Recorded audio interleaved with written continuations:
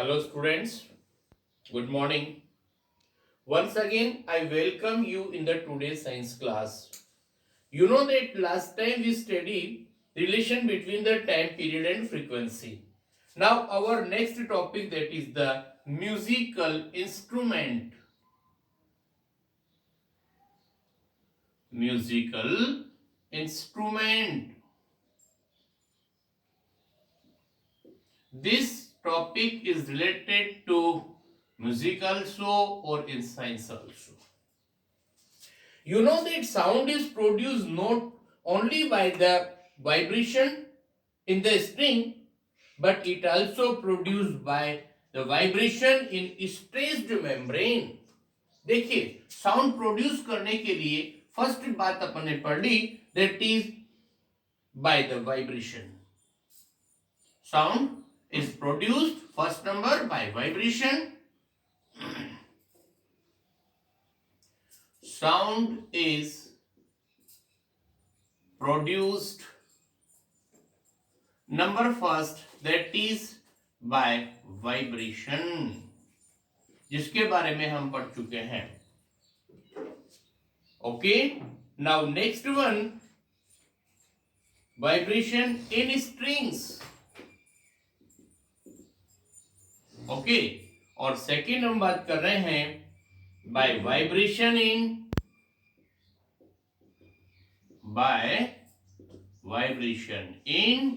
stressed membrane.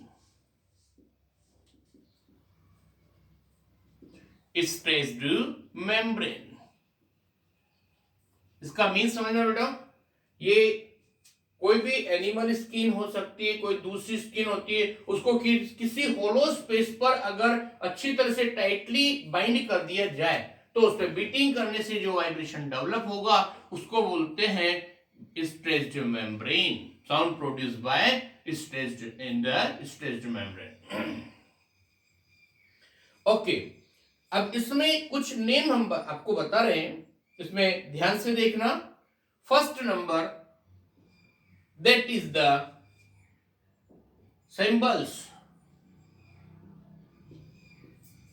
जिसको लगभग हर religious temple वगैरह के अंदर काम में लिया जाता है और उनको बोलते हैं हम मंजीरा. दो मेटेलिक राउंड शेप पोर्शंस होते हैं, उन पर छोटी छोटी सी थ्रेड्स बंधी होती हैं, उनको आपस में बीटिंग करने से साउंड प्रोड्यूस होती है. दूसरा नेम बता रहे हैं आपको, दैट इज द मडपोट. उसको नूट बोलते हैं. नूट, दैट मीन्स मडपोट. इतनी बात समझ में आ रही है. नेक्स्ट नंबर होगा आपका, दैट इज द घट्टम.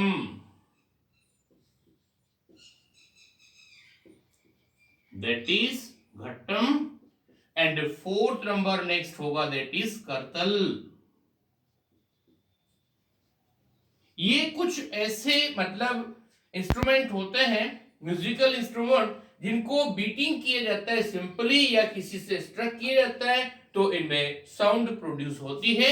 और ये इंडिया के डिफरेंट पार्ट्स के अंदर इनको आज भी यूज में लिया जाता है. commonly used in different parts of India. Commonly used in different parts of India. इतनी बात समझ में आ गई आपको. दोबारा बता रहा हूं, सिंबल्स और मंजीरा, नूट और मडपोट, गट्टम, करतल, ये कुछ ऐसे इंस्ट्रूमेंट्स होते हैं जिनको अभी भी काम में लिया जाता है और इनको बनाना कोई डिफिकल्ट नहीं है, सिंपल सा वे होता है. उसके बाद ये इतनी बात समझ में आने के बाद हम आपको एक एक्टिविटी बता रहे हैं, to construct an iktara at home. आपको पता है एक म्यूजिकल इंस्ट्रूमेंट होता है, उसको बोलते हैं हम इकतारा. तो अब हम जो एक्टिविटी पढ़ रहे हैं ना, उसका एम होता है टू कंस्ट्रक्ट एन इकतारा.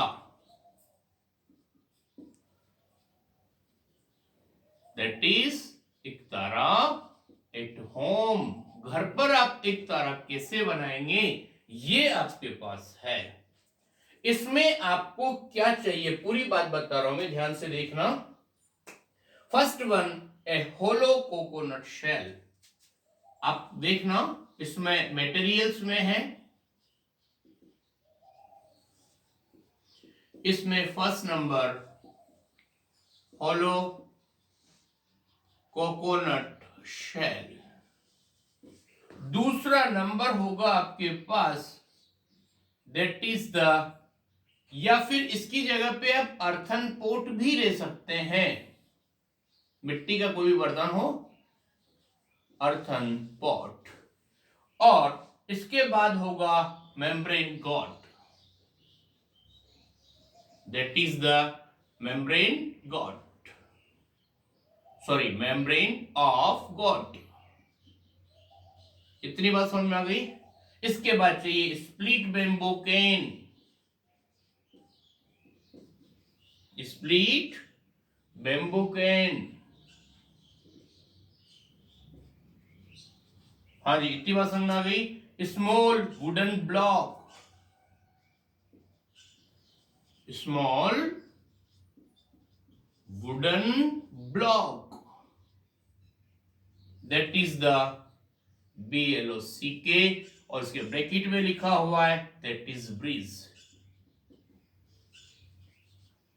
इतनी बात समझ में आ गई। नेक्स्ट होगा स्ट्रिंग एंड ट्यूनिंग पेग,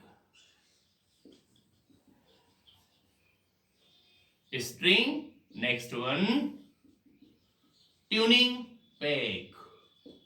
इतना सारा मटेरियल अपने पास होगा तब हम एक तारा बना पाएंगे। कैसे बनता है थोड़ा हम बता दें आपको।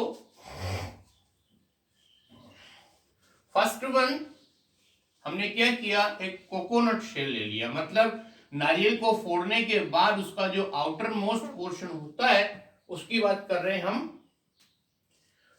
मतलब ये आपके पास हाफ कटा हुआ कोकोनट पोर्शन, इसमें फर्स्ट नंबर पे इधर हल्का सा हमने वुडन पोर्शन लगा दिया, और यहां पर हमने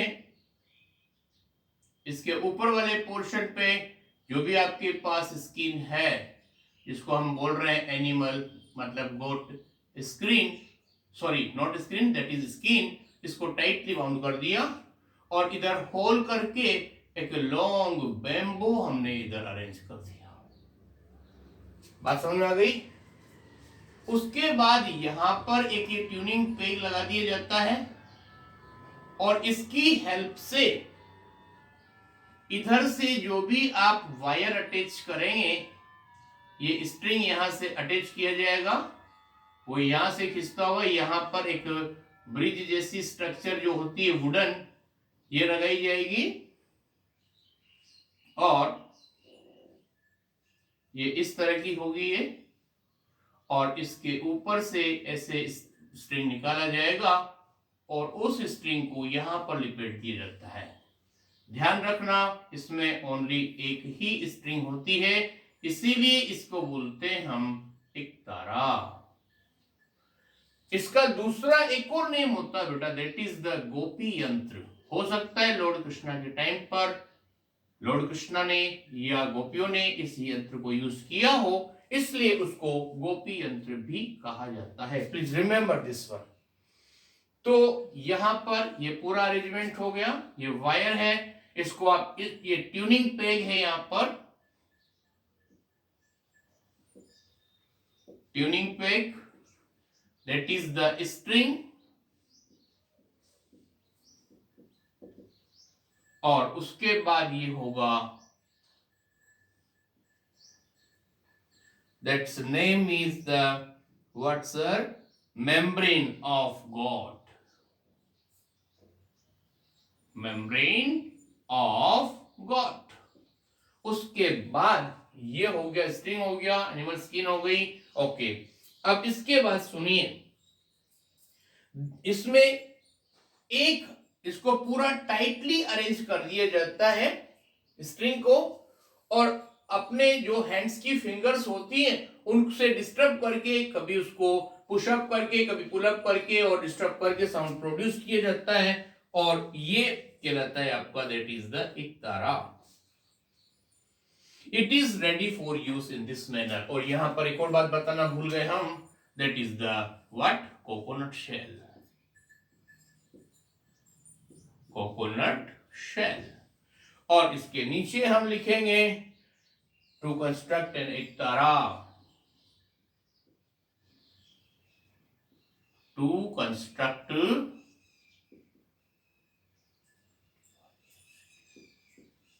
एन इक्तारा।